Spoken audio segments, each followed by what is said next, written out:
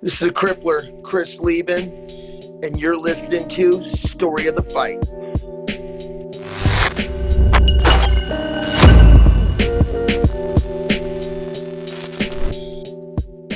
What did we just witness, Will? Everything that I've been hoping for coming to fruition. Coming is basically to fruition. What we just watched. So it's what, 20 minutes after the fight's just finished? 22 minutes? Yeah, about 22 or so. minutes. And, man,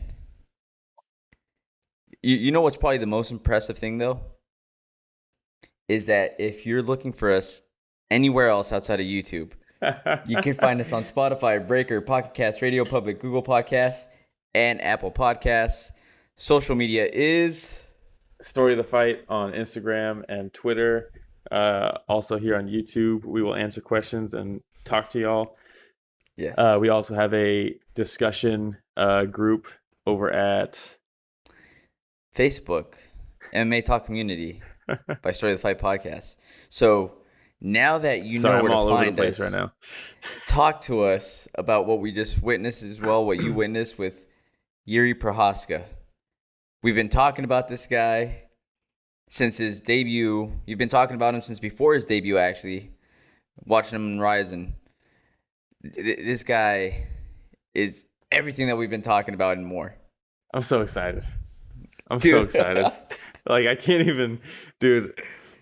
Just, what a fucking fight, dude.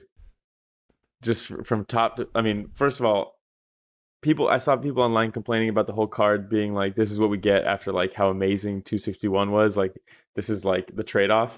I thought the whole card was fantastic the whole day. But the main event, Dominick Reyes, Jiri Procházka, dude, just absolute violence. Just pure violence. It was fucking crazy, man. Just bleed, dude. Just two light heavyweights swinging and banging, dude. It seemed like Dominick Reyes threw and landed so many massive shots that would have allowed him to survive and usually finish people, but it didn't even give him space. He was landing massive shots. Didn't even give space. Stop pressure from Jiri. Fucking hell, and dude. It's not just the pressure, man. It's him coming in a karate stance, then switching out of karate stance, and then walking in with his hands low, and then coming in with an uppercut from the depths from below of the floor. Czech. Yeah, Czechoslovakia, dude. This guy is just... It's Czech Republic now. Okay, my bad, dude. There was a war. Dude, but dude, it's fucking crazy, man. You know, dude, and that's what we've been saying. All along. Because I was watching him in Ryzen. My two biggest people coming over was Manel Cap, Jiri Procházka. I think, you know what? I still think 50% is pretty good. Hey, I still think Manel Cap. I think he won his last fight. You can go back to that episode and watch me rant about that for, I guess it was like 9 minutes or something like that. But Ryzen champions are legit champions, like super legit champions. And it shows. One thing that I noticed in the lead up right before the fight, they're talking about each of them, right? While they're talking about Jiri, they hadn't shown any of this whole time. And I even said it tonight. I was like, damn, it sucks that he's only had one fight in the UFC, so they're not gonna show any of his real highlights other than that one fight.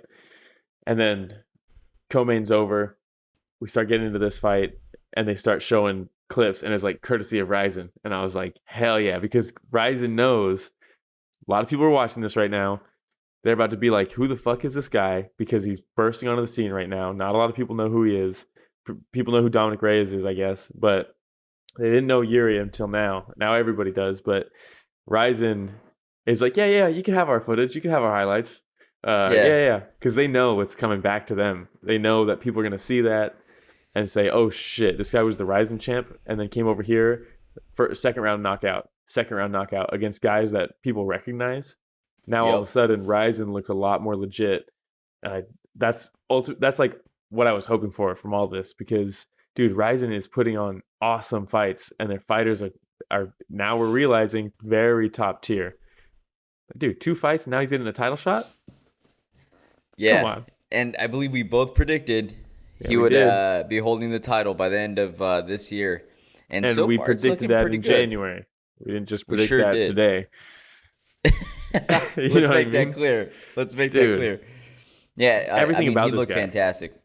I was telling so many people, like, up until this fight, I was texting Kevin, and I was like, dude, I'm going to look like such an asshole if Yuri comes out here and gets knocked out or Gets something. laid out. Dude, because I've been telling anybody that will listen, watch this Saturday. This guy's a superstar in the making. It's only a matter of time. Like, just wait. As soon as he gets his opportunities, he's going to showcase himself. He's going to be a superstar. Dude, this guy has, like, full-on, like, transcended the sport level, like, star power, I think. I mean, the only struggle, I think, and the only thing that would hold him back would be his English, I think. But it's getting better. It's already getting better. It's getting better.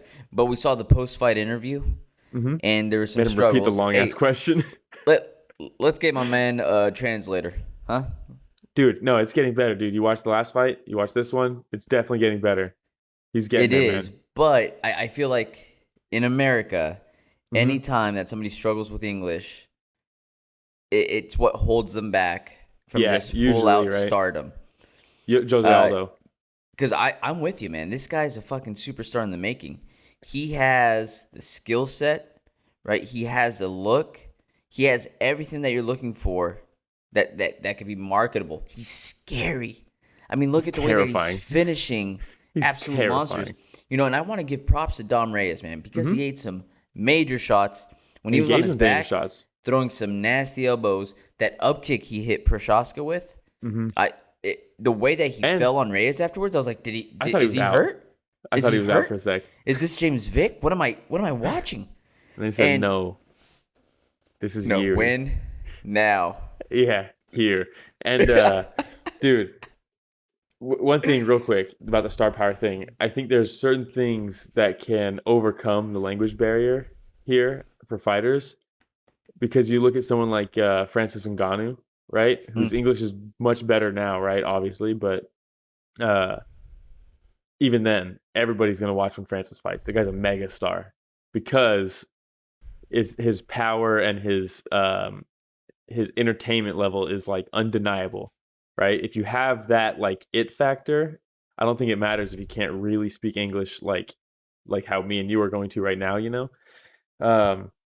Do you think he'll transcend the sport though? 100%, dude. There's no cap to this guy. I don't think. There's absolutely no cap. I hope you're right. You know, because again, I'm a big Jiri fan, but that I take a look at like a Conor McGregor, and he's somebody that transcended the sport. Yeah, he went into pop culture, right? Everybody knows who Conor McGregor is. Yeah. With Francis Ngannou, I think that the most casual of fans probably still won't tune into Francis just yet. I think that's changed. Especially with like the John Jones feud right now. But also, dude, just the way he knocks people out. People talk about Francis, you know. He's definitely not as big. I'm not gonna sit here and try to convince you that he's as big as Conor because he's not, right? But you look at like the people who have transcended the sport. First, I think it was probably like GSP. He was like the first guy that transcended the sport. I saw there was a big mural of him in Dick's Sporting Goods like way back in the day, and I was like, oh shit, dude, MMA is getting like. How about like popular. Chuck Liddell? Chuck Liddell, definitely, probably first one, right? Tito would have just a little bit too early, right? And shout out to them. And here's another point. Another thing that's gonna, and I talked about this a little bit because I got the same kind of vibe in the Jimmy Crute versus Anthony Smith fight, the way that was starting, and I got it in the Cutelaba fight tonight, and I got it in this fight again. Dude, the light heavyweight division, people forgot what it was because John Jones was so dominant, and kind of everybody kind of disappeared from it, and there wasn't much like competitiveness. But dude, let's not forget that the light heavyweight division is 100% what built the UFC, with Tito Ortiz, Chuck Liddell, Rampage Jackson, Forrest Griffin, Stephen Bonner, like all these guys, Shogun, Like all these guys were like, they were the first group of guys that like really put the sport out there and what caught people's attention because they're not gassing as hard as heavyweights, but they're hitting way harder than middleweights. And they go out there and go to war. And we got 2 of those tonight.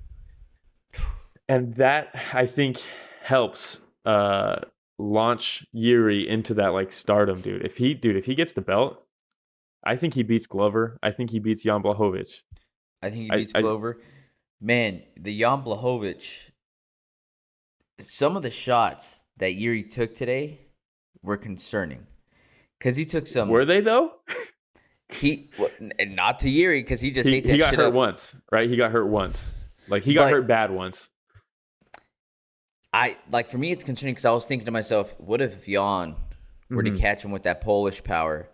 Like, would he be able to eat it up just like he ate Reyes straight left? You think so? I think so, because it seems like... Even with the dark arts? It seems like... No. Jan Blachowicz might have some dark arts, but Jiri Procházka, he's got the dark arts. Come. He's got the warpath dark arts. You know when Chris Lieben would get hit and he'd go on a warpath and you could hit him with 20 big shots and it didn't matter. He'd just walk right through him. It seems like some people just have that ability. Obviously not forever, right? You're not going to retire with that ability. But Jiri's got that ability, dude. He was just catching... Dude, the shots that Dominick Reyes was landing on him throughout the entire first round, that creates space. That makes the guy sit back for a sec, regroup, think about what he's about to do. Nope, not Jiri. Just eating those shots for breakfast and just kept landing that lunging right hook over and over and over again. Like, dude, he's got that lunging right hook to the body too. He caught him with that a couple times as he was trying to get away. Like he was scaling the cage trying to get away, and he just lands that right hook right in the middle of the gut. And I was like, oh my God, that looks so painful. Dude. He was just mixing things from up beautifully. From the start too, like, no disrespect to Dominick Reyes, but dude, I don't think he knew what he was getting into tonight, dude. He handled himself well, right? Most guys would have gotten down way sooner. Yeah. But dude, with Dom Reyes, I hope people don't start shitting on Dom Reyes. Because I think that'll take away from what Jiri just did right now to 100%. A high level light heavyweight. Mm-hmm. Dom Reyes is as legit as they come. He gave John all he could handle. Jan Blachowicz, I mean, with the dark arts, took Dom Reyes out. Yeah. But he looked decent today. I thought he looked great. He looked decent today, and I think it's just that Jiri is that good. And 100%. I don't want people to start saying Reyes wasn't as good as we thought. Because Reyes is as good as we think. But Jiri's just that much better. That's what I mean. Like, dude, the shots that he was... Because Jiri would crack him, he'd cover up, and then counter hard off the fence. And, dude, those shots win him fights. You know? It's just... Dude, like I said, Jiri's got that warpath dark arts. You could tell, dude, just from the walkout, man. As soon as the music started, I was like, fuck yeah, dude. It was like war drums and stuff. And he starts walking out and he's doing this like weird jaw thing and it's like sticking his tongue, like stretching his tongue out and stuff. And like, I was like, bro, this guy's out here for war. Like, it's not just like, this isn't just a sport for him. Like, he's out there for war. And then Dominick Reyes comes out to just probably the least hype song I could think of. And he comes out and I'm just like, dude, this guy, he's coming out here playing a game, you know? He's coming out here, I'm really good at this. And meanwhile, he's looking across at Jiri, who's staring through his soul and is ready to just take him to the depths. Dude. Ready to snatch that soul. This fight was pure fucking violence, dude. And I was so impressed with Reyes' chin, dude. Because he was getting cracked. That's what I'm saying. He was getting cracked. And the nose broke in the first round, which we knew it would. Yeah. But that mouse under his eye too, busted. He was getting busted, man. And then he was taking some ground and pound. And again, when Reyes was on his back, he had these elbows that were doing work, the up kick, but he caught him with one right specifically, just went straight down, right above Reyes' left eye. And then as soon as he was able to get back up, you already saw the swelling there. Yeah. And I was just like, God damn, he's taking some fucking damage. He's wearing it. Yeah, wearing it. You know, and you know what I liked in that sequence too was Jiri was able to get into his guard, instantly passed the side control, got moved back to half guard, and didn't waste any time because he had his back against the fence in the whole fight at distance, right, with the strikes, and didn't let him recover once they got to the ground. He gave up position ultimately to land shots, right? That's how Reyes was able to get up, because Jiri went straight ground and pound. He was down there to finish, or at least to keep the momentum on his side, and just don't give him any time to recover or breathe. I cannot believe this fight was at the Apex, and it was in one of those small octagons. That I feel so bad for Dominick Reyes. Dude, there was no room. He couldn't go anywhere. Back elbow, man. The way that he set it up, he comes in with that right elbow and just misses. And he didn't go into something right away. There was a pause. Right? There was a little bit of a pause. Gave Reyes, he made Reyes think I got an open shot here. Yeah. And then boom, next thing you know, he's waking up on the stool.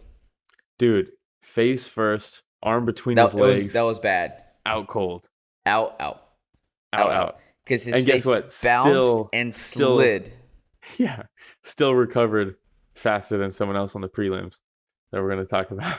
Oh, my God. I think I know what you're talking about. But already. Yeah, man. This makes me so happy. I was so excited to... This is the first time we're recording the night of the fights, right? We normally do it Sunday morning.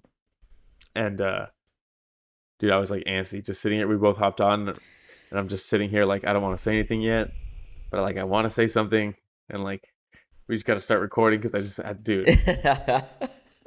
There's just something about Jiri, man, that I think, and you could tell just the bullshit tweets that they always put, on the fights. Oh, dude, people didn't know. It was bang, bang, bang, bang, bang. Just everybody's holy shit, what an animal. Who is this guy? That's what I'm saying. Somebody was like, who is this man? And it's just you didn't know? Oh, you didn't know? Just in case you didn't know, we're on Google Podcasts, Spotify. Dude, come on, man. We've been talking about Jiri already. But, dude, super excited. Can't wait to see him fight again. And unfortunately, we're going to have to wait a little bit, right? Because we're going to have to see what happens. At least until September. Yeah, but... In case somebody gets hurt, though. Whoever wins, Glover Teixeira, Blachowicz, it's going to be a fucking major fight, and I can't wait. Yeah. This is the problem for me because I really, really want Glover to win that fight. And I really think he can. But I do not want to see Jiri versus Glover for the sake of Glover's health. Just don't want to see that. I would much rather see Jan versus Jiri. Just the Eastern Bloc versus Eastern Bloc. Dark Arts versus Dark Arts, dude. Dark Arts versus Dark Arts, dude. Warpath versus Suicide. Just, dude, it's crazy, come on, dude. Man. That's a horror movie, dude. Yeah, I can't say enough good things, man. That's crazy. All right, so excited. We eventually have to move away though from Procházka. We can make this a Procházka podcast. I mean, it has been basically Procházka, but we got to move on. Yeah. Oh, I don't know if you saw, but Jan has already called him out. That's amazing. Jan Blachowicz says, "Hey Jiri, me versus you in Chieson? Probably gonna butcher that." Said Prince versus Samurai, sword versus katana, hashtag legendary Polish power. Dang. Hey, worry about Glover first, huh? Unless he's like, "Hey, sorry, Glover, kick rocks." Yeah. Which I don't want to see. Glover deserves the title shot. No, yeah, for sure. But I mean, would it surprise you? I know. Dana being like, "Did you see what just happened right now?" Yeah, the guy's clearly Glover. A superstar. Glover. Yeah. Word on the streets, you got hurt at practice, Glover. Yeah, it was threw this brick of money at you and you injured your eye, but you know what I mean. All right. Before that, though, we did have a Giga Chikadze versus Swanson. Giga, one of the ones that we mentioned, has one of the best names in the UFC. Yeah, and we've been really, really high on him. We have. This is one of those ones that it's I don't want to see either of them lose. I know, Cub. Ultimately, man. And this hurts to say this, but ultimately, this was the right thing to happen for the sport. Does that make sense?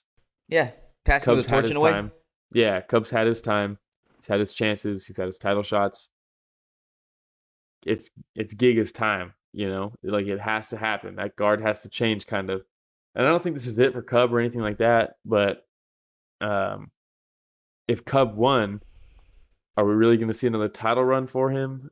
Nah. Or is it just going to be a setback for Giga that is like just a bummer, you know? Because I want to see Giga go up, you know? We talk about this all the time, though, when the fighters that we've been watching for a while just reach that point where they become gatekeepers. Mm-hmm. And this is the name. This is somebody that carries a name for fans, casual fans, where if we want to get the rising star going, we put him up against this fighter. Yeah. And I think Cub's falling into that category right now. Yeah, which ultimately is not the worst thing, right? You're still fringe top 15, top 10 fighter. Everybody's going to love watching you fight. You have a ton of support behind you. Until that support changes to, hey, you should probably retire, you can still kind of ride that, you know? There's still fun fights for him to have, you know? Perfectly placed kick, though. Oh, dude. It looked not painful. even a delayed. It was the back-to-back, too. He threw the first one. It landed right under the elbow, and you could tell he was probably like, oh, you're not going to block that? Okay. And then just threw it right away again, you know? The Giga kick? Dude, that Giga kick is quick, dude. It's so quick. Yeah, poor Cub. Poor Cub. But hey, didn't take very much damage. He called out Max Holloway. Calvin Kattar. I mean, he's shooting a shot. Dude, and do it, you know? Why not? Do it. I mean, we've seen crazier matchups. We've seen way crazier matchups. I could see something coming up where, like, Max Holloway has a fight, but somebody pulls out, and Giga's like, hey, don't forget I called him out. I'm willing to just take this fight on short notice. Yeah. Or guess, so he's ranked 14, right? He just beat ranked 15. Mm-hmm. Guess who's ranked number 12 in that division? Who? Edson Barboza. And we just have them kick each other for 25 minutes. Non-stop. Yeah. Dude, that'd be a fun matchup. It'd be a very fun fight. That would be a fun matchup. God, Be it's awesome. Just so crazy for me to think that Edson Barboza is making 145. Doesn't make any sense. No sense. He looked great at 145. He did. He looked great. But, I mean, at 155, I'm like, how does this guy make 155? I know, And he's like, that's nothing. Here's 145. Yeah. It's fucking nuts, man. But yeah, anything else from that fight? No, I would love to see that fight though. Barboza versus Giga. I don't know what Cub Swanson does at this point. You know? Gatekeeps, yeah, maybe. Like you said, this is kind of a fight that he can have a very quick turnaround from, you know? Mm-hmm. I start to worry though. I don't know what he's making paycheck wise, but you know the UFC's been cutting a lot of longtime vets who still make good money. You know, like Junior Dos Santos, over and that kind of stuff. Tyron Woodley. I don't know if that ends up happening with Cub here. I don't think so because I think he hasn't lost his like marketability. Mm-hmm. You know, and I don't think he's definitely not making Overeem money. Overeem was making like. It was like 400K or 800K or something like that. It's like 500K a fight, I think. Massive. Yeah. Yeah. Just to show. Ubereem. Yeah. Oh, I got to make it light heavy, or I had to make 265 and I get 500K. Cool. Yeah, easy. Why not? Yeah. All right, but before that, been doing this my whole life. Your boy Cutelaba versus Jacoby. That's not my boy. Dude, this guy. This was a passing of my boy right here. Went from Cutelaba to Jacoby, other than the cheating. But man, Cutelaba, his antics in the weigh-ins is just like. Grab something by the neck, dude. I guess he gets a little attention. I don't know. You know, like people talk about him. He's on social media. You know, people posting like, "Oh, look what happened." Ariel Helwani like, "Oh, this is a travesty." And Dana said that Dana was talking shit about Sean Shelby. Said that he would never let fighters get that close to each other. And then the next week, that's basically what happened. Because remember Jeremy Stevens, right? He pushed Jakar Close. Yeah. Jakar Close injures his neck, has like whiplash or something from it. They have to cancel the fight. Dana White's like Sean Shelby. Huh? He was diagnosed with a concussion. Yeah, from the whiplash, right? Yeah. And Dana, which might have been a blessing in disguise, because if you got a concussion from Jeremy Stevens, bro, Jeremy Stevens hits hard. When he hits people, they don't move. Exactly. You know what I mean? That was a mean moment, but it is true. That dude hits hard. And pushes hard. So hard. And pushes really hard too. Yeah. Apparently. But yeah, Dana talked shit to Sean Shelby saying, yeah, I should have been up there. I wouldn't have let that happen, all that stuff. Oh, okay, Dana. And then the next week this happens. Come on. How about like after it happened, Dana says that too, and he's like, dude, I was just talking shit to Sean Shelby right before this too. Fuck. And I was just like, oh, that's perfect. That's perfect. But yeah, nice. I mean, Cutelaba might need that attention. That first round, Cutelaba's so dangerous. Mm-hmm. So dangerous that first round. So much power, dude. Had Jacoby hurt. Continued taking him down. He took him down 8 times that first round. But it was just super strategic. Takedown, and as soon as you take him down, a couple shots to the side of the head real quick. Yep. Those elbows, those short-range elbows were doing damage. Mm-hmm. You know? Terrible reffing. You know, call it when you see it, you know? Come on. Terrible reffing. Smith, how many times are you going to warn about the fence grabbing? Yeah. I saw people saying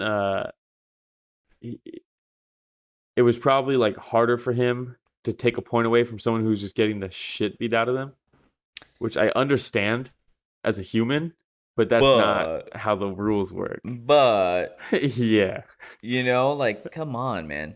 I know this without the point deduction, the correct decision was made. I think it should have been a draw, but there should have been a point taken. That should have been a 10-7 round, and Cutelaba probably should have won this fight just because of the point deduction. Props to Jacoby for weathering that first round and really coming out in the second and third.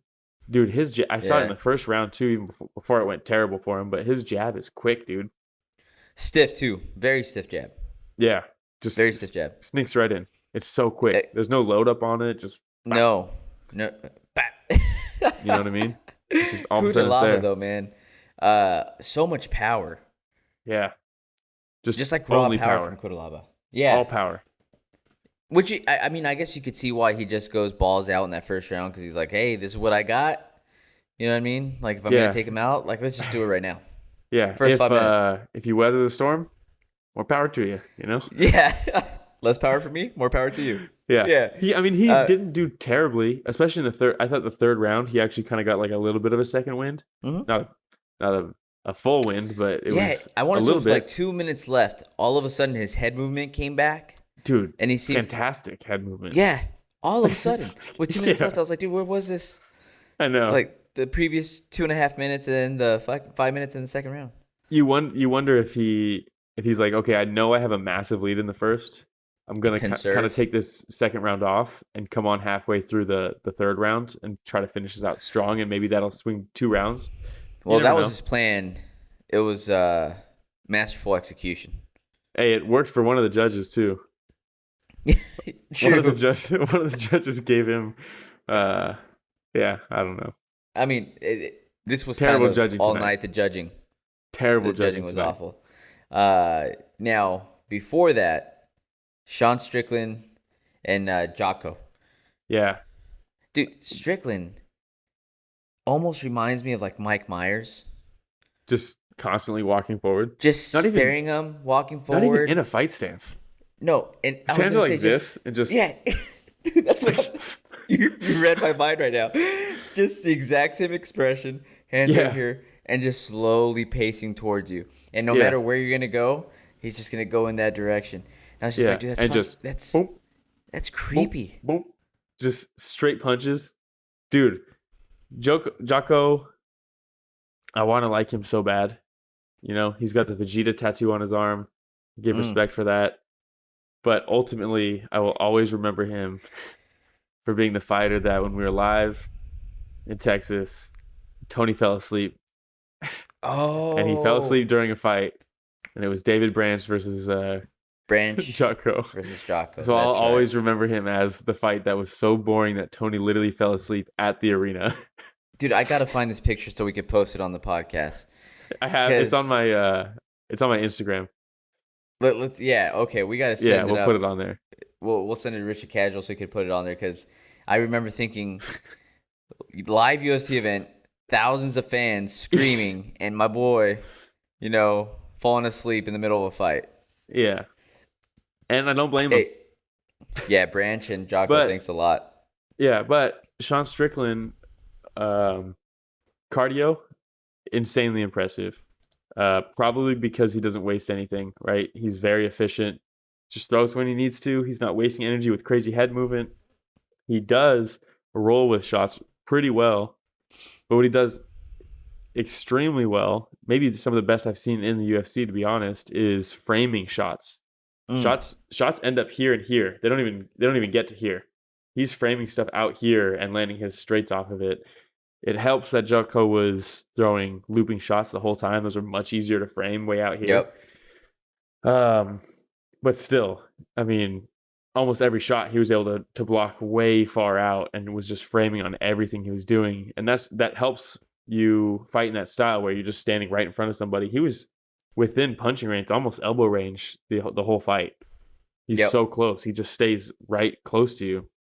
I mean, taking a look at the top 15. Yeah. You know who might be They weren't ranked, right? Were they? Strickland was already 15 going in. 15, okay. Yeah. Oh, I already know, bro. I got two coming up for you. Who's yours? I was going to say Kevin Holland. Kevin Holland. That's the one. Perfect fight for Kevin Holland. If he's going to try to bounce back right now, stays within the top 15. And I think for Strickland, that's a very dangerous fighter he'd be going up against. Yeah, it'd be some very slick MMA technique striking. You know, just very unorthodox, not super unorthodox, like fucking someone who's throwing crazy wheel kicks and stuff like that, but like, or like Jiri, right? Just, I mean, he threw a flying knee at one point, and then as he was still coming down, jabbed him. Did you see that? What the fuck? What is that? I used to do that in Street Fighter all the time with Ryu. Yeah, just. Yep, all the time. Yeah, but dude, that'd be a really fun fight. Yeah, that's definitely the fight to make. Definitely, that's exactly what I was gonna say. Some of the coolest. Let's make it happen. Yeah, some of the coolest in between round antics I've ever seen out of Strickland. Did you catch that, or were they cutting to commercials? Commercials. Are you serious? Yeah. Why? What was he doing? Bro, every single round, they bring the corners in right, and Jotko's on a stool. They're putting ice on the back of his head. They're working on his bloody mouth and his bloody nose. And you can see they'll do the side by side, right? Strickland walks over to his corner. They bring the stool in. They say one thing to him. He says one thing back, and then he just turns around. They bring the stool back out, and he's not even paying attention to what they're saying, and he's just pacing back and forth, staring Jotko down and talking shit across the cage. And then second round happens, and you think, okay, he's probably at least a little winded now. Same thing. They bring the stool out. They say, hey, that's 2 rounds to none now. And then he says, cool. And then he goes back out, and he's pacing back and forth, ready for the round to start as he's talking shit across the cage. And it's just like, dude.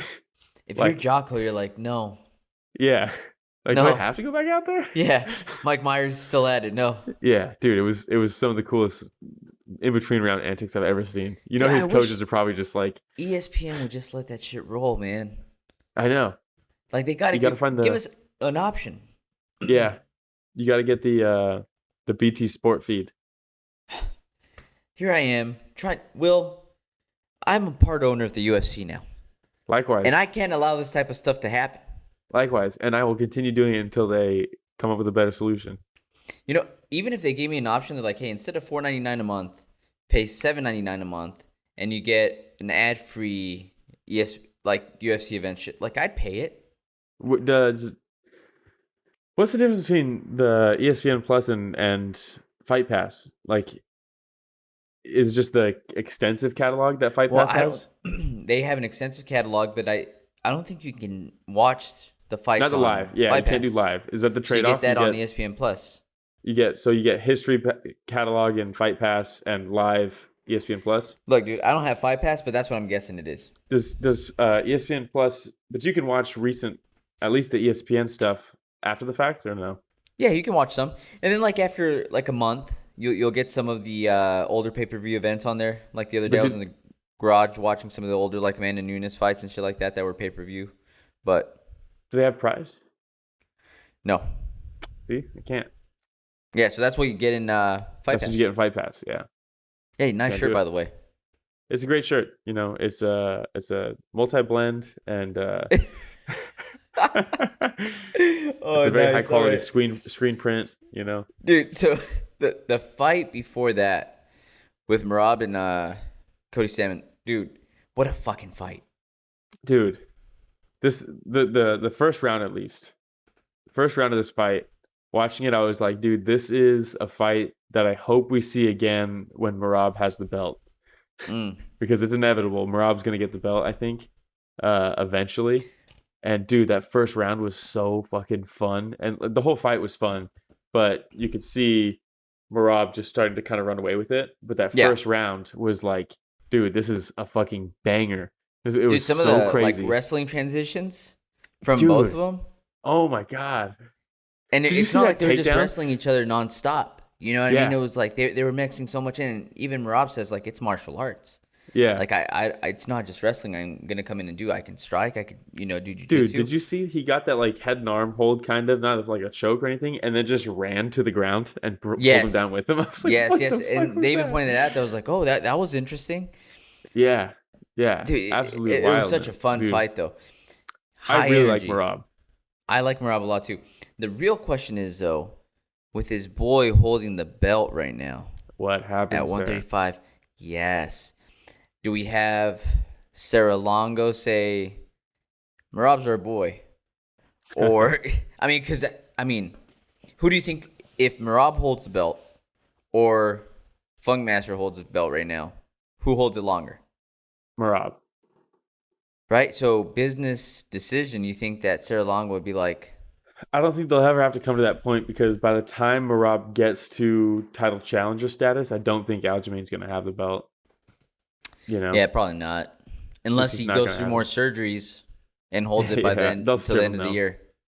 If that's the case, if he's out. Oh! Dude, that'd be nuts. Well, the real interim would be Sandhagen versus Piotr Jan, right? That's the interim. Yeah. Especially with TJ out, that kind of stuff. But if there's another fiasco. I know, yeah. But if Aljamain is out long enough for Merab to become a title challenger, they would have stripped him well before that, you know? That's a good point. I don't know. Crazier shit has happened before. Yeah, I mean, it's like it's all a roll of the dice. But props to Stamann, dude. That's a hard fight to try to keep up pace with. He did a pretty good job. It was. He sure did. By the way, Stamann's picture on Tapology, like the most bro picture in history. Have you seen it? With the headband, dude. With the headband, he looks like he's all greased up, dude. Yeah. Both of them bodied up, by the way. Dude, they looked. Yeah. It looked like a physical form. It looked like a comic book. That fight. They were just, dude. The hooks that Merab was landing, he was just like, just like on the ends, dude. What a crazy fight. I've been a fan of Merab for a while, but what really sold me on Merab was when he dove into that frozen lake and he peeled the top of his head back. And he got staples, and then like 2 weeks later, he goes back with headgear and boxing gloves on, just starts punching the ice. He's like round 2. Dude, so it's Dvalishvili, right? Dvalishvili, yeah. Yeah. Just awesome fighter. Can't wait to see him fight again. Yeah, he's a future champ. Now, you mentioned recovery earlier, and I'm guessing this is what you're alluding to. And we mentioned Aljamain. Yes, this ties it in perfectly to the fight right before that one with Luana Pinheiro versus Randa Markos. Yeah. Randa Markos probably getting cut. I mean, she probably thought she was getting cut after that too. She was 10-10 going into this fight. So, I mean, there's a 50% chance she's going to win. Yeah, well, now she's 10-11, so she's probably going to win her next fight. 0.489. Yeah, but this one's puzzling to me, man. It doesn't really make any sense to me. It doesn't, because she was winning the fight. Right? So, how do you pronounce it? Pinheiro? Pinheiro? Okay, so yeah. Pinheiro is absolutely tooling Randa Markos, right? every time they get close, she's literally flipping her over her and tossing her onto her head every single time. Perfect judo tosses. Perfect judo. Just, you're coming at me with momentum and you're going to give me these over-unders? Here you go. Easy. Here you go. Over and on over. her head too, on top of landing on top of her head. Yeah, not landing on a shoulder and rolling, just on her head, straight under her head. Poked her in the eye, cut her eye open. Not cool. She was mixing things up. Yeah, Randa comes out going hard after that, and I was like, "Oh, this is getting competitive." Tossed her on her head, and I was like, "Damn, never mind." Oh, that's when she landed on her head. Actually, that's right. I was like, "Well, it was worth a shot." Yeah. Then they get into a grappling exchange. Pinheiro's trying to replace guard, or at least Randa's recovering guard. Hits her with an up kick to the chest. Posts on a knee. Gets one right to the side of the face. Knocks her back. Puts her hands back to catch herself. Mark Smith comes in. Was it Mark Smith? Yeah, it was Mark Smith. He comes in. He's like, whoa. Her knee was down. And she's like, huh? Oh. Yeah. It looked weird. Paul Felder called it out, which was very surprising to me in the commentary booth. And you could tell he was like, oh, shit, I should not have said that. He was trying to backtrack he doubled down, though, by the end. I know. He doubled down by the end. As he should have, because the more you see it, the weirder it looks. The first angle, the original angle that we got, it was like, damn, she caught the replay or the... No, live. You're like, damn, she caught an entire heel to the side of her face right now by the temple. Immediately live, I was like, oh no, and then she flopped, and I was like, oh no. Even live, I was like, oh, I even told Katie, I was like, what just happened?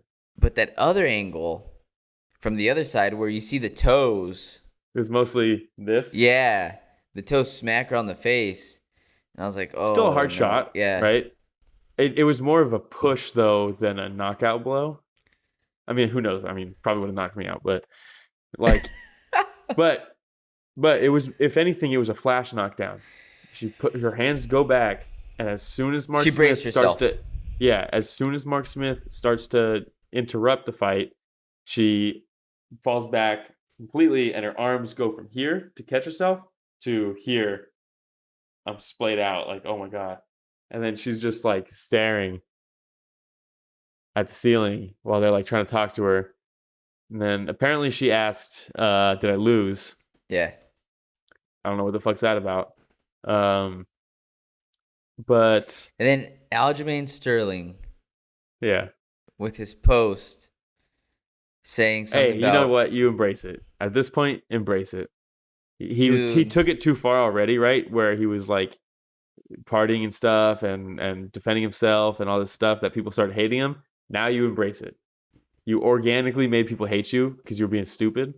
Now you have to embrace it, and that's what he's doing. So I respect that. So he's just writing out this heel look, and yeah, because if you don't embrace it, people just actually hate you, and if you embrace the heel, people forget what started it, and will eventually be like, "Oh, it's an act," all this stuff. Good thing Sarah Longo has Merab, man. I know, yeah, but what solidifies this as kind of like an act for me is, did you see how she got backstage? No. Apparently she couldn't walk, and she had her coach carrying her like this. No, all the way backstage, way. Which is crazy. When you so you mean think to about tell me this is like the hardest shot this girl's ever received? Well, then we see Dominick Reyes get Beybladed into the Shadow Realm, and he probably walked out fine. No, but that's a perfect example, right? Like, you see her reaction when she got kicked. Initial reaction is to try to put her arms down. She wasn't out. Dominick Reyes out cold. Did face not brace in for the anything. mat. Yeah. He used his face to brace for impact. He had a hand down and ended up landing on his arm. Yeah, I mean, it was a very disappointing finish to that fight, man. Ben Askren, when he got kneed by Jorge Masvidal, walked out of the cage. Yeah. You tell me this kick was harder than the knee that Masvidal hit Ben Askren with? I don't know. It sucks. And Markos, Dude, she was winning this fight. Pinheiro was winning this fight. Markos was coming in, that's and what's when puzzling to me. she was blitzing with her chin straight up And getting caught. and getting caught. Just short hooks, getting caught. That's what's so puzzling to me. I don't know. Is it'd be way worse, obviously it'd be way worse if she was getting her ass beat the whole time and then did this. Like, can you see Mackenzie Dern doing that? You know what I mean? Where you think Thug Rose is going to do that? Zhang Wei Li? No. Andrade is going to do that? Come on. If she would have tried to up kick Rose in the face while she was down, Rose would have turned around and caught it with her teeth. Yeah. Pat Barry would have been there and just caught it with his hand. Yeah. Kevin Mutombo style? No. Yeah. Dude, it's just, I don't know. It's just, and it sucks very because disappointing. at this point, this is her UFC debut, correct? She fought on the Contender Series. I think this was her debut. Pinheiro, is it? I think she fought on the Contender Series before this. Yeah. So this is her debut. Yeah. And up until that point, I was like, ooh, this is nice raw talent here that is something to keep an eye out for. And still could be. But now I'm thinking mentally, are you mentally like strong enough to hang in there at the top of this division with people like Thug Rose, Zhang Wei Li, Joanna Young Jacek, like the absolute killers in this division? How much does she like fighting? I mean, she's 9-1, so she's been getting some W's. She clearly likes it because she's really good at it. But does she like getting hit? Yeah, I don't know. And that's what makes me kind of wonder. Yeah, right? I mean, she got caught a couple times. I wouldn't say she was ever in danger. Yeah. But some people just really don't like getting hit. And if she's like, hey, if I can win right now and not have to get hit anymore, my coach can carry me out. Let's do this. Carry me out. Jeez. I don't know. It was so puzzling to me. It doesn't make any sense. I'm interested to see like what Dana thinks about it. She's dating what's his name? Featherweight, I don't remember. Matheus Nicolau. Nicolau. The guy who he beat your boy Manel. The guy Manel who Cap. beat Manel Cap. She's either dating him or Pantoja, but whoever it Nicolau. Is, fuck them. You know, they beat my boy. Fuck her. She did this. So you know what? No love for that couple. Yeah, I was gonna say it's just they're match made in heaven. Yeah, dude. The fight before this, though, I guess that's what made this fight so disappointing to the ending because Kai Kamaka, TJ Brown. Yeah, this was fight of the night until the main event. Oh my god, this is such a good fight. It was such a good fight. Kamaka got hurt, and then, dude, and then he gets a knockdown. It hurts TJ Brown. I was like, what's going on? This is back and forth. This can go anywhere. So exciting. Yeah, dude, it's just submission fantastic. Your boy, crazy combos. The James Krause, once again coming through. He did his part. Great coaching from him. Great coaching. The judges fucked it up. The ref fucked it up again. Was this Herzog? Was this the 30-27? This was the 30-27. This was the 30-27. But I had 30-27 for Kamaka, if I'm being honest. No, I guess not necessarily the concern for 30-27. The concern is for the big disparity. Split. How is there 30-27 for this guy? But two judges gave this guy 2 rounds. It's crazy. It's crazy. That's what. Again, the judging threw me off again. And the reffing too. Was it Herzog? It was. I don't know. And that bums me out because how many times did he have to physically pull TJ Brown's hands out of the cage in that third round? Mm-hmm. Dude, we need to just start taking a point. Otherwise, people can start thinking that they can do that. Yeah. I can use it. He used it to pull himself up. You know, you take a point away right away. Yeah. No fucking warning. You got the warnings in the locker room. Why are we doing 5 warnings? And you know? Yeah, I can understand one warning. If you had your UFC debut tomorrow, and the refs never explain the rules to you, would you think it's okay to grab the fence? No. Yeah, everybody knows not to do it. Everybody knows it's against the rules. They shouldn't even have to be said. You do it, you take a fucking point. Yeah. People will stop doing it. But a lot of people also know that steroids isn't allowed. Yeah, but they also know they can get away with it. That's what I was going to say, right? So any type of advantage you can get, you can get away with it. I mean, if they stop letting you get away with it, you would stop doing it. I mean, let's be real. Hey, this is a very good advantage that if someone's knees are on the ground and I'm standing above them, I could knee them in the face and probably knock them out. But they will stop you if you do that. So people don't really do it. It's happened a lot frequently. Unless you're Piotr Jan. Yeah, but it's happened a lot frequently. It happened tonight, but it's not as widespread as grabbing the fence, because they will stop you. Dude, nobody's eye gouging. Nobody's headbutting on the floor like Mark Coleman because they will stop you from doing it. But it's an advantage, If they stop people from doing it, they actually stopped them instead of giving them 10 fucking warnings. Because, dude, if you do it, you're good. You just keep doing it until they give you a couple warnings, then you stop. But then you get the stern warning. Yeah. And then you get a very stern warning. Oh, that's no nonsense. Keith Peterson right there giving a stern warning. Yeah, that's who should have been in there, my boy Keith Peterson. Yeah. Gave him a couple beers and a couple cigarettes, and that guy would have taken no nonsense. No touching the cage. But yeah, I'm gutted for Kamaka from this one, man, honestly, because I thought he won the fight. I thought he won all 3 rounds. Dude, how fun is he to watch, though? I know. Just how fun is he to watch? Kai Kamaka, I hope he's in the UFC forever. Yeah, dude. Dude, every once in a while, he would throw like a 4-punch combo and finish it with a high kick, and it took that. It was just like... Fast hands, like, man. Holy shit, dude. What do you do there? You just do this and hope you're okay by the end of it. And props to TJ Brown because he dished out some punishment too. Dude, he was winning the second round until Kamaka finally dropped him. He had him hurt. Like hurt. He was wobbly. You could see his front leg, his knee was buckled, and his foot was way further from him. Like he was holding himself up like a kickstand, Yeah, and then when TJ Brown was trying to finish him and he goes with the high kick and slips, I just don't understand why he didn't stand right back up and try to start pressuring again. Yeah, because he still seemed like he was still a little dazed at that point. Kamaka, and it gave him a little time to recover, but Kamaka never backed up. He kept on coming at him. Was God damn, this guy is nuts. Yeah. Love watching a fight. What a great fight, though. What a great fight. Before that, we had some people online were arguing that TJ Brown won the third round.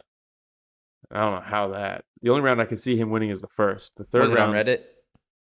Yeah. He was like, oh, won the third round. He was like, he outstruck him on the feet and he had 2 submission attempts. It's like, those weren't submission attempts. Come on, get the fuck out of here. He had him with the Kimura, right? But Kamaka was on the wrong side. There was never a threat there. Yeah. It seemed a little deep. He did use it. Deep.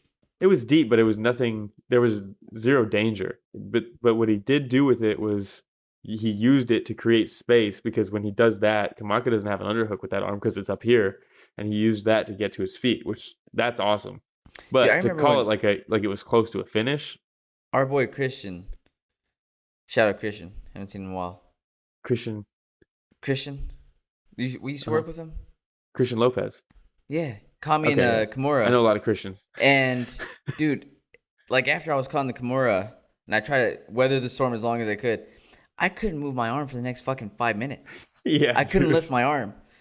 So seeing how deep that was for Kamaka, and then for him after he got out of it to have to actually, just use it again. Keep throwing with it. Yeah, and I was like, God damn, this guy's so tough, man. Yeah. I mean, granted, so tough. They're built a little differently than I am. Granted.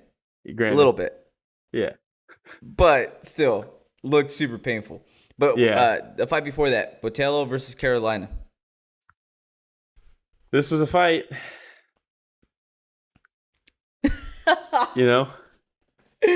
Yes, it was. It was a fight. I mean, cool first round. Very fun first round. Yeah, but and then after that, honestly, the woman that I want to talk about Lookboonmee. Are we just gonna skip it? We might as well, honestly. Why not? Yeah. Why not? Yeah. So Sam Hughes Loma. kept on trying to clinch up against the cage, which she should probably do. Yeah.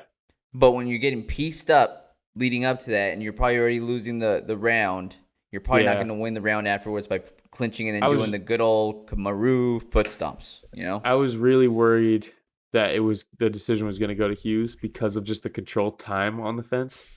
When ultimately, with judges, they might see that and be like, "Oh, that's her winning," but I mean, are they on Reddit?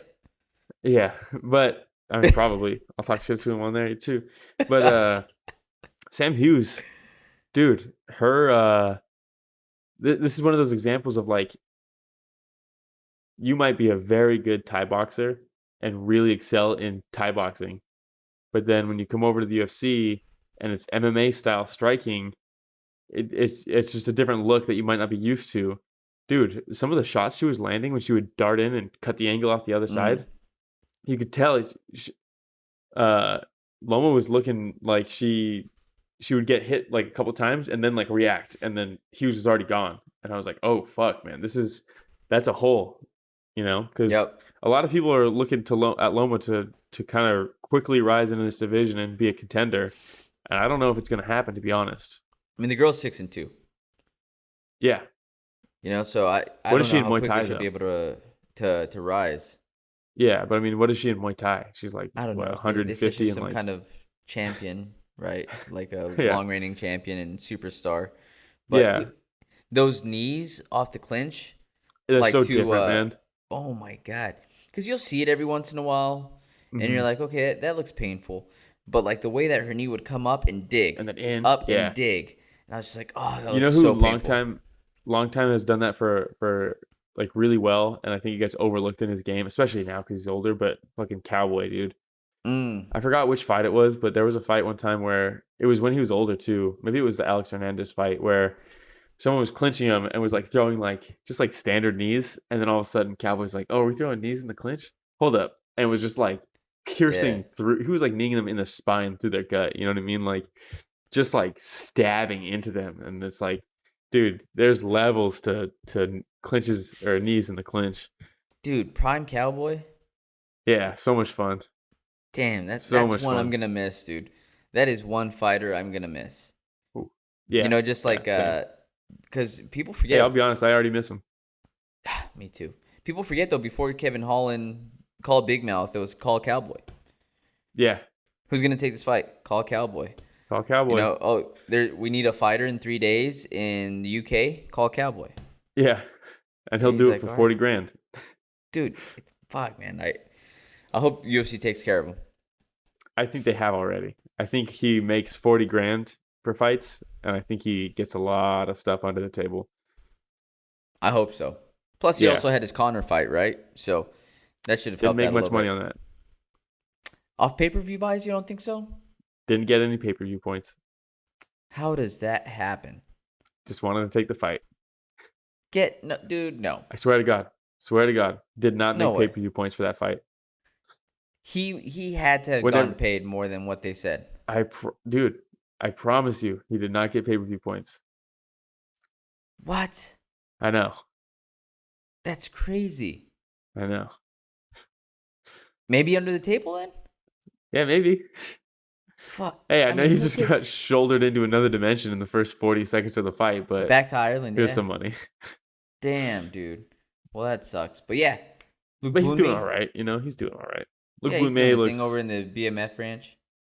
Yeah, doing mushrooms out on the ranch with Joe Schilling, your boy Daniel Rodriguez. Yeah, man, that's awesome. Living the life, dude. Living the life. All right, so anything else on that fight before we move on? No. All right, we had Bhullar and Michailidis. Dude, I didn't see very much from KB. What was that? I didn't see very much from KB at all. Neither did Andreas. I mean, dude, this was a fight of a guy just kind of and throwing like axe kicks for like a foot away, and some leg kicks that were a foot away, and then Andreas just coming in winging bombs every 45 seconds to a minute.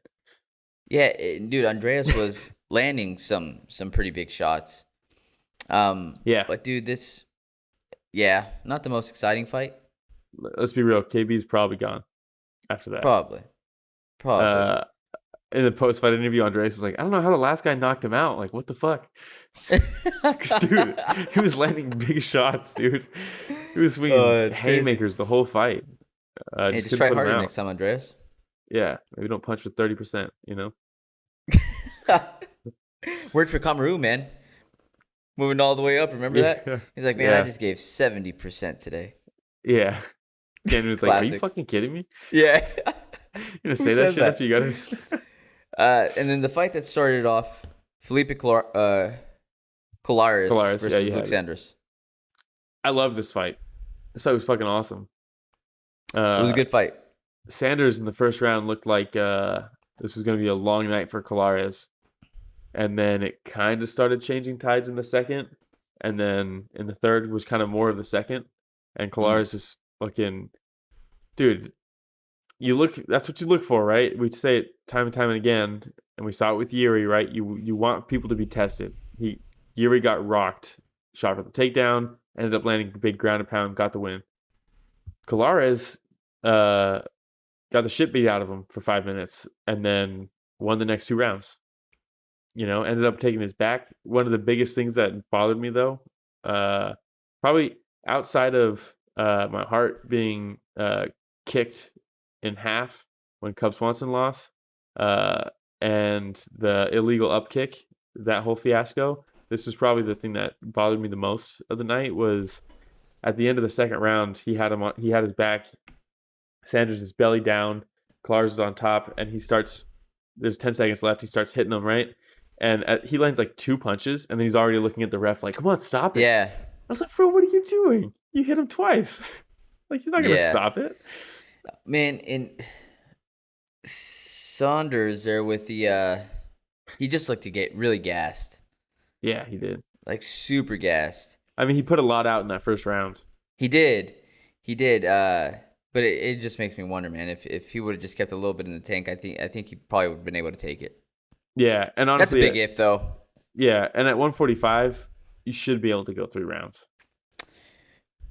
You think? I mean, if your goal is to be the champion, and you look at the top of 145, dude, you look at Max Holloway, who starts landing more shots as the fight goes on.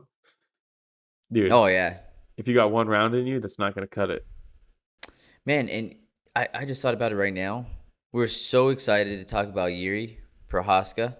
Yeah. That we forgot about the moment of silence. Moment of silence, dude. I know. You look at it and it's like 20 fucking fights. It's an entire card. Yeah, it really is. Herbert Burns was supposed to fight Alex Munoz on this. That's Gilbert Burns' brother, right? Yeah. Cub Swanson originally was supposed to fight Gavin Tucker. And it didn't happen. Probably would have been too bad for Cub. It probably would have been worse, right? Probably would have taken like actual head trauma instead of just like that's a good point, body shutdown kick. That's about it, though. You know, Jonathan Pierce. I was excited to see Jonathan Pierce fight.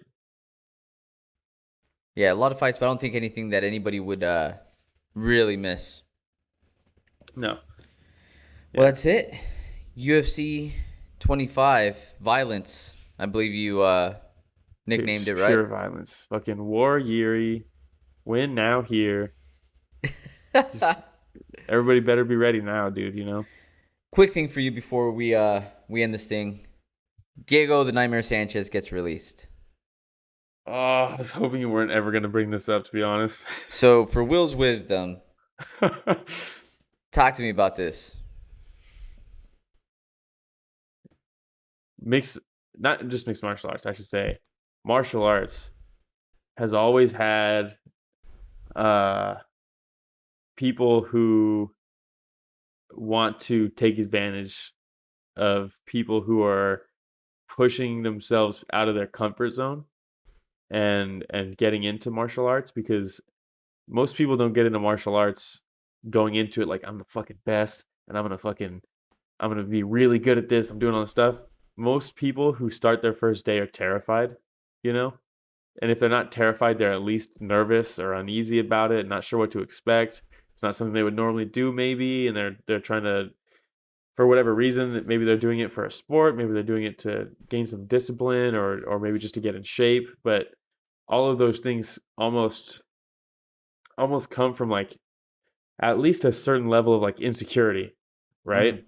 Maybe you're getting bullied, you're insecure about getting bullied, so you want to take a martial art to. You're insecure about something, right? You're insecure about being out of shape or overweight, so you start doing kickboxing or whatever you might start doing, right, to start losing weight, get in shape. And it's unfortunate because that's the beautiful thing about it, right? Is that people who are insecure about something can go into a path that, I mean, really can teach them so much about themselves and grow as a human being and all this stuff. But unfortunately, when you're insecure about something like that and you really do go out on a limb and go out of your comfort zone to put yourself in the position to better yourself, unfortunately, there's a lot of people who are looking to take advantage of that and can take advantage of that because you're almost in a weak state, right? You're in a vulnerable state. You're in a vulnerable state. That's the word I'm looking for. And it really sucks, dude, because that's something that's it's always been a thing, right? I think I think it really started, at least here, like in America, when like Chuck Norris started getting real popular, right? And all of a sudden, all these karate gyms open up, or karate dojos, and all these people want to be like Chuck Norris on TV. And there's these fake karate teachers who are promoting people, and it's just, and then you see, and we laugh about it all the time, right? With you watch those videos of like delusional martial artists who, I'm gonna stop you with my chi, and go ahead, try to punch me. Dude fucking hits him with like a 1-2, drops him, and you're like, ha ha ha ha.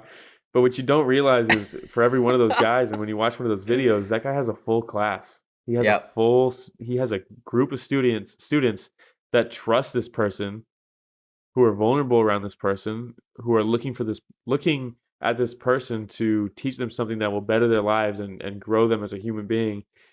And the reality is, the guy's taking advantage of them. You know, he's giving them a false sense of security that really can get you hurt. Ultimately, right? You might think you know something, and put that to the test in a situation where you know what I mean? Like, you can get hurt. And at the very least, you're losing money. You're giving money to somebody who is just taking your money and giving you snake oil, right? And that's kind of, and it sucks, right? And you think about how that happens. Someone's vulnerable. Sorry, this is so long-winded, but it's just such a bummer to me. But it's not just newcomers that can be vulnerable in these positions. You know, it's not just people who are starting on their first day or trying to lose weight or all this kind of stuff. It can also be somebody who has been established as a UFC fighter, who won season 1 of The Ultimate Fighter, who has fights in the UFC Hall of Fame. I think they might be the most confident person in the world. But the reality is, dude, once you start having that decline, all of a sudden you may not be as tough as you think. You might have a lot of the times fighters say, I'm the best. I know I'm the best. I can beat anybody in the division. I can be the champ. Once you start second guessing that, which probably happens, and let's be honest, probably happened to Diego a long time ago, you start moving camps, you start finding new coaches, trying to solve that problem. And you do that because you're in a vulnerable state. It's the same exact thing. It's just a different level and a different angle of it, right? So you find some guy who latches onto you and fucking sucks the blood out of you, dude, and just takes advantage of you when you're in a vulnerable state.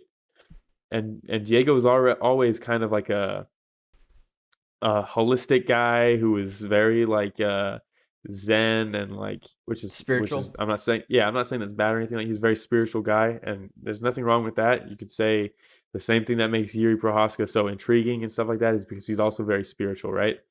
But unfortunately, that coupled with the vulnerability probably allows someone like this guy. What's his name? It's like Joshua Fabia. Is that his name? I don't even know. The absolute just fucking slimiest of slime. Just fucking scum of the earth. just the grossest type of person that you can be, you know? Like, there's a short list of really gross types of people. Like, and dude, taking advantage of somebody who, let's be real, probably has brain trauma, you know, probably has mental issues from being hit in the head for a career.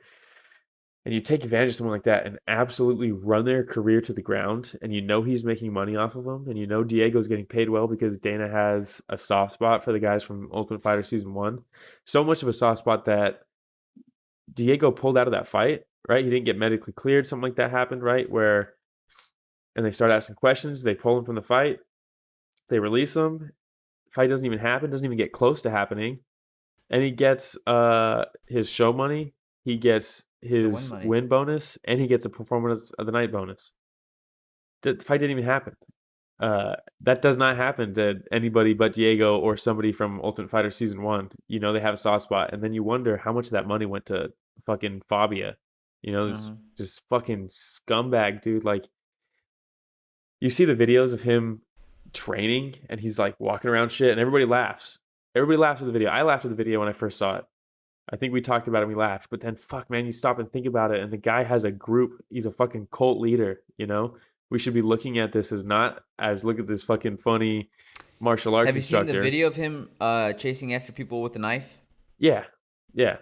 He's a fucking cult leader, in the octagon? dude. Yeah, he's a fucking cult leader. And it's unfortunate because, dude, we shouldn't be looking at it as like a funny thing and like a funny guy it's so funny, he's so weird, all this shit. Like, how can anybody believe that?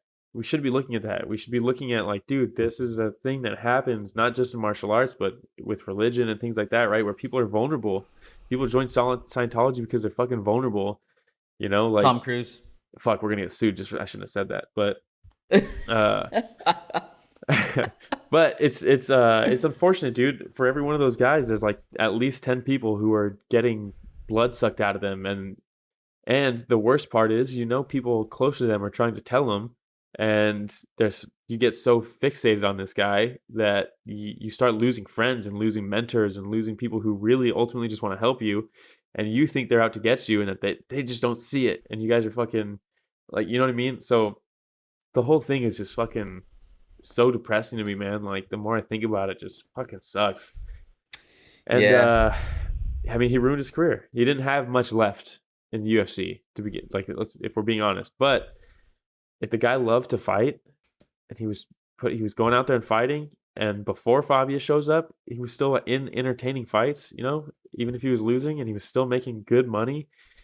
And he took that away from him ultimately. And not only did he take it away from him, but he pushed him to really ultimately make a fool out of himself, which fucking sucks, man, because Diego is one of those guys that should go down with a ton of respect. And unfortunately, all these people who don't know the history of Diego aren't going to give him that respect. It's going to be one of the last things that people remember of him, you know? Yeah, he's posting these 7-minute videos of these phone calls and these conversations that are being recorded without people knowing, and he's thinking that it exonerates him because Fabia thinks it exonerates him, or at least he just doesn't want to loosen that grip, right? That I mean, the guy's fucking delusional. It's disgusting. You know, when he pulled out some shit that he thought he had Dana by the balls and this is going to be it. And dude, and meanwhile, Dana's like, are you fucking crazy? They're fucking crazy. And unfortunately, he's taking advantage of Diego, and fuck, man, it just fucking sucks because Diego, he played a big role in the UFC becoming what it is today. You know, he's had some absolute insane fights, you know? Yeah, when we're talking about some of our favorite matchups of all time, Diego was in so many of the fights when I was reviewing the fights. So many, dude. Clay Guida, fucking Gilbert Melendez. Just so many absolute wars. Dude, his fight with BJ Penn ultimately, right, wasn't the most competitive fight, but it was part of BJ Penn's legacy. And part of like what made BJ's resume so impressive was the fact that he had Diego on there, you know? Mm-hmm. Damn, man, it just fucking sucks. Well, that's just gonna make me cry, bro, to be honest. I hope just start thinking about Jiri Procházka, man, or you'll be fine. Yeah, I know, right? No, but I hope Diego's all right, you know, and I hope that somebody leads them down a different path. And yeah, man, you're absolutely right. When somebody's in that vulnerable state, unfortunately, there's people out there, vampires. They're just trying bro. to suck whatever they can out of you, dude. Just the worst fucking people in our society, dude. Like, contribute absolutely nothing. Yeah. Well, just fucking sucks. That's all I got for Will's wisdom. I was hoping you were gonna bring that up, man. I was like, fuck, man, I don't even want to talk about that shit because I haven't talked about that to anybody verbally, Yeah. I've only texted you and George about it just a little bit, like when it was happening. So a lot of that was just me also kind of just like working through it more than you can just by yourself in your own thoughts, For sure. Fucking sucks. It does, man. It does. Hopefully he bounces back. Whatever it is that he decides to do after this, it's without that guy. So yeah, seriously, dude. That's what I said when we were texting. I was like, dude, that guy deserves to just get his fucking ass beat. Because here's the thing, dude. You watch those videos. The silver lining of those videos that people laugh at when these fake martial arts instructors get pieced up by people who know what the fuck they're doing. Everybody in that class leaves. They don't come back the next day. You think they watch that and they believe the excuse the instructor says the next day? Fuck no. They see that and they say, oh, this shit doesn't work? All right, cool, I'm out. Can I get some money back? Yep. So hopefully this dude just gets fucking jumped in an alley and fucking Diego realizes the death touch isn't real and they can be done with it. Yeah. I have zero sympathy for that fool. That dude should get his ass beat. Crazy stuff, man. Crazy stuff. Yeah. All right. Someone should chase him. Someone should try to stab that fool and see if he can fucking defend himself. And if he can't, then tough shit, dude. Those who can do teach, man. Yeah. Those who can do teach. All right. Well, that's all I got for tonight's card.